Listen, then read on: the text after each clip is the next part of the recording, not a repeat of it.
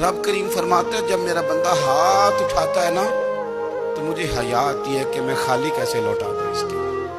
اتنے بڑے بادشاہ کی بارگاہ میں او بھائی لوگوں سے عزتیں تلاش کرتے ہو تو وہ کیا تمہیں عزت دیں گے؟ وہ تو کل اچھا کہتے ہیں پرسوں برا کہنے لگ جاتے ہیں. لوگوں کے سامنے گڈ بک میں آنا چاہو گے تو وہ تو سویرے تمہارے بارے میں کچھ کہیں گے، شام کچھ اور کہیں گے.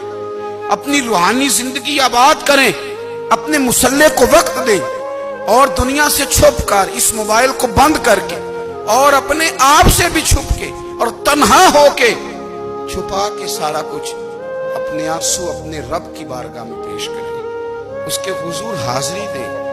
سنو نا ترمذی کی حدیث اور اسے یاد رکھنا.